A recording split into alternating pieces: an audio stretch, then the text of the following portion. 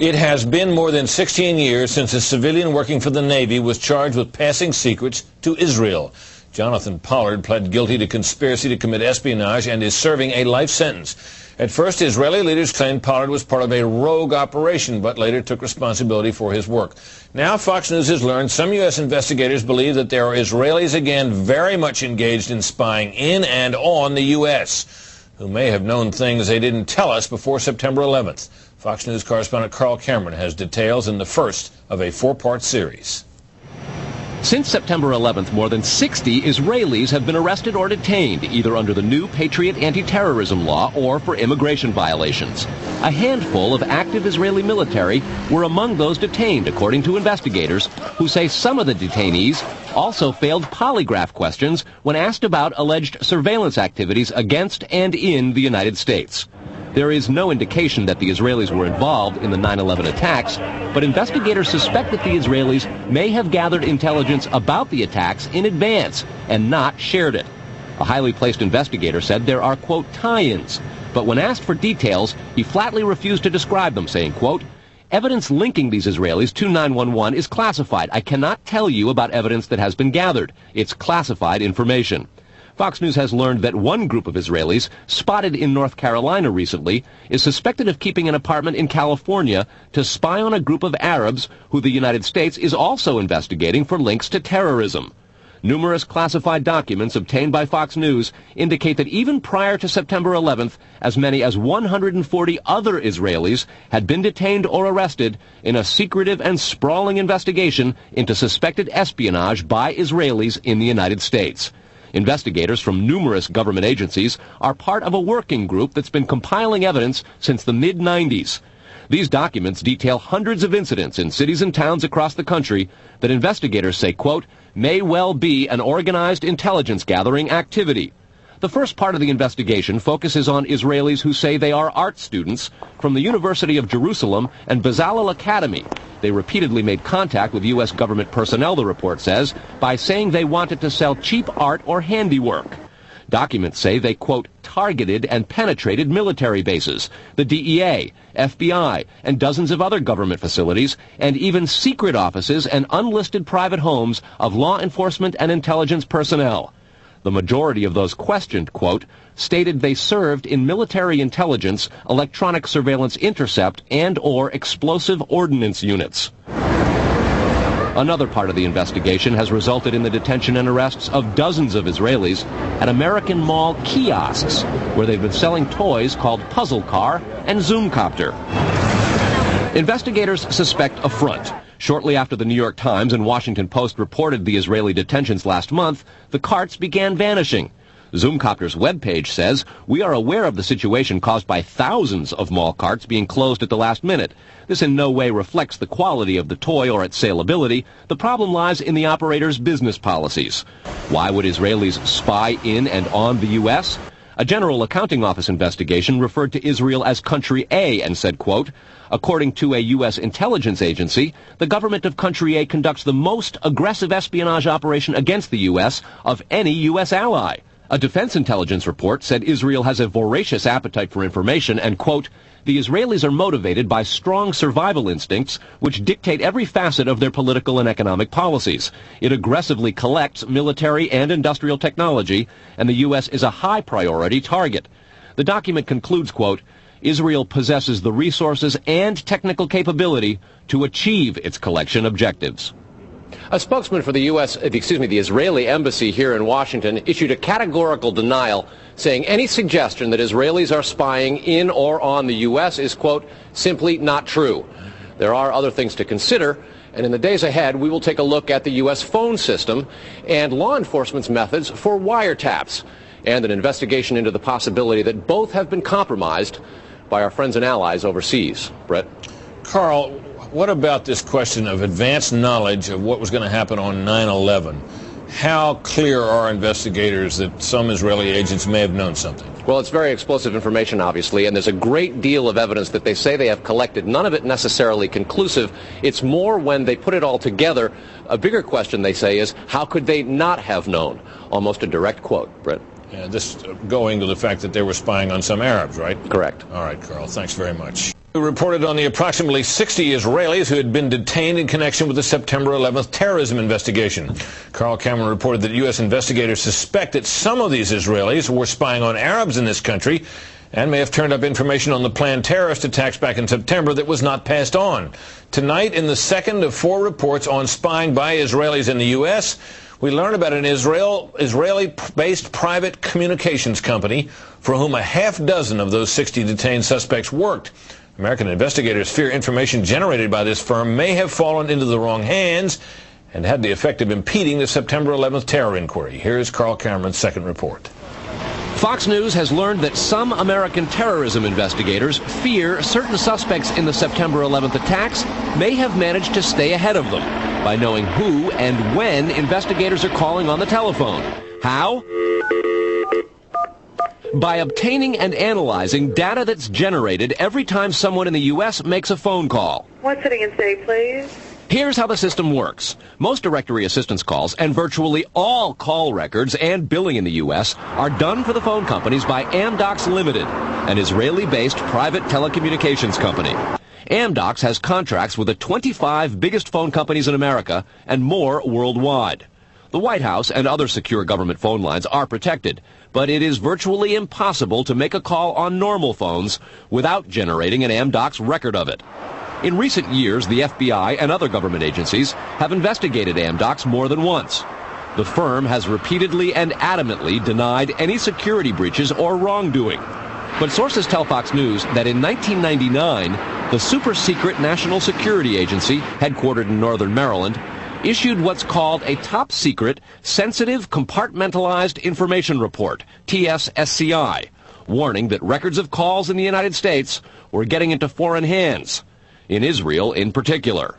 Investigators do not believe calls are being listened to, but the data about who's calling whom and when is plenty valuable in itself. An internal AMDOCS memo to senior company executives suggests just how AMDOCS-generated call records could be used. Quote, widespread data mining techniques and algorithms, combining both the properties of the customer, like credit rating, and properties of the specific behavior such as whom the customers are calling.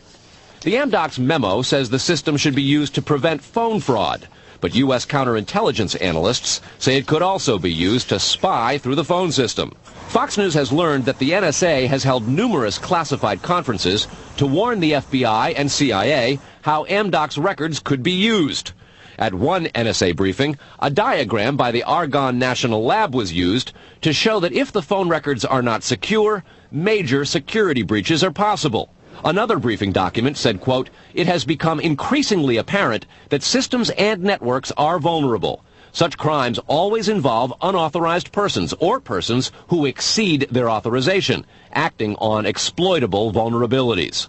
Those vulnerabilities are growing because, according to another briefing, the U.S. relies too much on foreign companies like AMDOCS for high-tech equipment and software. Quote, many factors have led to increased dependence on code developed overseas. We buy rather than train or develop solutions. U.S. intelligence does not believe the Israeli government is involved in a misuse of AMDOCS information, and AMDOCS insists that its data is secure. What U.S. government officials are worried about, however, is the possibility that AMDOCS data could get into the wrong hands, particularly organized crime, and that would not be the first time that such a thing has happened. Fox News has documents of a 1997 drug trafficking case in Los Angeles in which telephone information, the types that AMDOCS collects, was used to, quote, completely compromise the communications of the FBI, the Secret Service, the DEA, and the LAPD. And we'll have that and a lot more in the days ahead, Brett. Carl, I want to take you back to your report last night on those 60 people who were Israelis who were detained in the anti-terror investigation, and the suspicion that some investigators have that they may have picked up information on the 9/11 attacks ahead of time, not passed it on. There was a report, you'll recall, that the Mossad, the Israeli intelligence agency, did indeed send representatives to the U.S. to warn, just before 9/11, that a major terrorist attack was imminent. How does that leave room for the lack of a warning? Well, I remember the report, Britt. We did it first internationally right here on your show on the 14th. What investigators are saying is that that warning from the Mossad was nonspecific and general, and they believe that it may have had something to do with the desire to protect what are called sources and methods in the intelligence community. The suspicion being perhaps those sources and methods were taking place right here in the United States. The question came up in the Select Intelligence Committee on Capitol Hill today. They intend to look into what we reported last night, and specifically that possibility. Brett? So, in other words, the problem wasn't the lack of a warning. The problem was lack of useful details. Quantity of information. All right, Carl, thanks very much. Coming up next, Israeli-based company called AMDOCS that generates the computerized records and billing data for nearly every phone call made in America. As Carl Cameron reported, U.S. investigators digging into the 9/11 terrorist attacks fear that suspects may have been tipped off to what they were doing by information leaking out of AMDOCS. In tonight's report, we learned that the concern about phone security extends to another company founded in Israel that provides the technology that the U.S. government uses for electronic eavesdropping. Here is Carl Cameron's third report.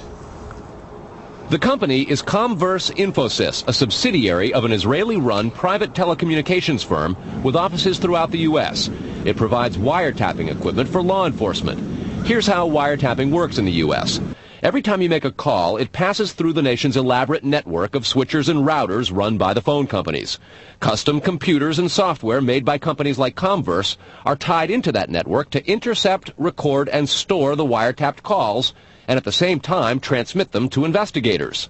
The manufacturers have continuing access to the computers so they can service them and keep them free of glitches. This process was authorized by the 1994 Communications Assistance for Law Enforcement Act, or CALEA. Senior government officials have now told Fox News that while CALEA made wiretapping easier, it has led to a system that is seriously vulnerable to compromise and may have undermined the whole wiretapping system. Indeed, Fox News has learned that Attorney General John Ashcroft and FBI Director Robert Mueller were both warned October 18th in a hand-delivered letter from 15 local, state, and federal law enforcement officials who complained that, quote, law enforcement's current electronic surveillance capabilities are less effective today than they were at the time CALEA was enacted. Comverse insists the equipment it installs is secure, but the complaint about this system is that the wiretap computer programs made by Comverse have in effect a back door through which wiretaps themselves can be intercepted by unauthorized parties. Adding to the suspicions is the fact that in Israel, Comverse works closely with the Israeli government and under special programs gets reimbursed for up to 50% of its research and development costs by the Israeli Ministry of Industry and Trade. But investigators within the DEA, INS, and FBI have all told Fox News that to pursue or even suggest Israeli spying through Comverse is considered career suicide. And sources say that while various FBI inquiries into Comverse have been conducted over the years, they've been halted before the actual equipment has ever been thoroughly tested for leaks. A 1999 FCC document indicates several government agencies expressed deep concerns that too many unauthorized, non-law enforcement personnel can access the wiretap system. And the FBI's own nondescript office in Chantilly, Virginia, that actually oversees the CALEA wiretapping program, is among the most agitated about the threat. But there is a bitter turf war internally at FBI. It is the FBI's office in Quantico, Virginia, that has jurisdiction over awarding contracts and buying intercept equipment. And for years, they've thrown much of the business to Comverse. A handful of former U.S. law enforcement officials involved in awarding Comverse government contracts over the years now work for the company. Numerous sources say some of those individuals were asked to leave government service under what knowledgeable sources call troublesome circumstances that remain under administrative review within the Justice Department.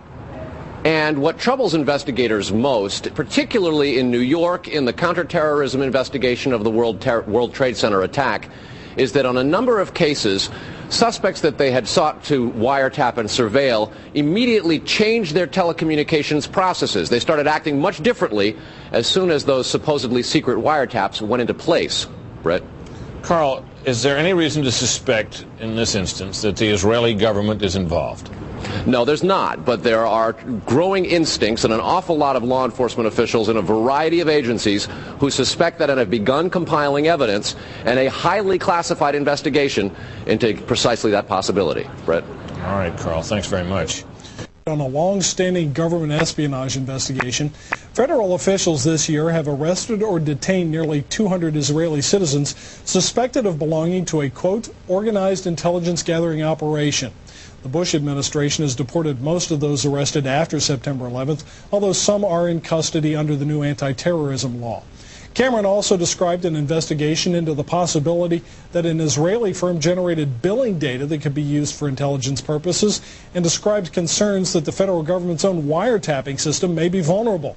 Tonight, in part 4 of the series, we'll learn about the improbable roots of the probe, a drug case that went bad 4 years ago in L.A. Los Angeles, 1997. A major local, state, and federal drug investigation sours. The suspects? Israeli organized crime, with operations in New York, Miami, Las Vegas, Canada, Israel, and Egypt. The allegations? Cocaine and ecstasy trafficking and sophisticated white-collar credit card and computer fraud. The problem? According to classified law enforcement documents obtained by Fox News, the bad guys had the cops' beepers, cell phones, even home phones under surveillance.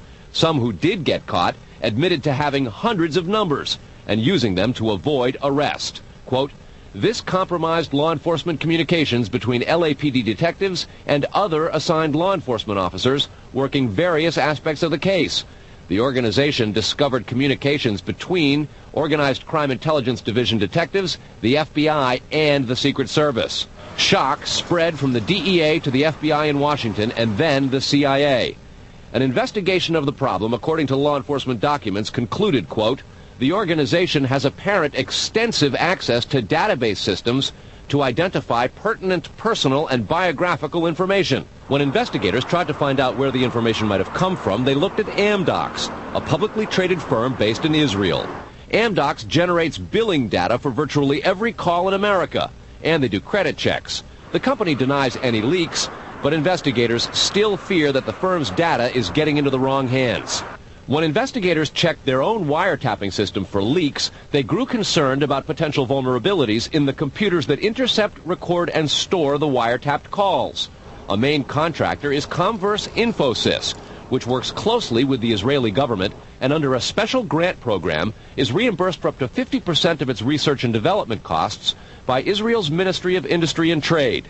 Asked this week about another sprawling investigation and the detention of 60 Israelis since September 11th, the Bush administration treated the questions like hot potatoes. I would just refer you to the Department of Justice with it. I'm not familiar with the report. I'm aware that some Israeli citizens have been detained. With respect to why they are being detained and the other aspects of your question, whether it's because they are in intelligence services or what they were doing, I will defer to the Department of Justice and the FBI to answer that. Beyond the 60 apprehended or detained and many deported since September 11th, another group of 140 Israeli individuals have been arrested and detained in this year in what government documents describe as, quote, an organized intelligence gathering operation designed to, quote, penetrate government facilities. Most of those individuals said they had served in the Israeli military, which is compulsory there, but they also had, most of them, intelligence expertise and either worked for AMDOCS or other companies in Israel that specialize in wiretapping. Earlier this week, the Israeli embassy here in Washington denied any spying against or in the United States. Tony? Carl, we've heard the comments from Ari Fleischer and Colin Powell. What are officials saying behind the scenes? Well, there's real pandemonium described at both the FBI, the DEA, and the INS. A lot of these problems have been well known to some investigators, many of whom have contributed to the reporting on this story. And what they say is happening is supervisors and management are now going back and collecting much of the information because there's tremendous pressure from top levels of all of those agencies to find out exactly what's going on. At the DEA and the FBI already, a variety of administrative reviews are underway, in addition to the investigation of the phenomenon. They want to find out how it is that all this has come out, as well as be very careful because of the explosive nature and very political ramifications of the story itself. Tony? All right, Carl, thanks.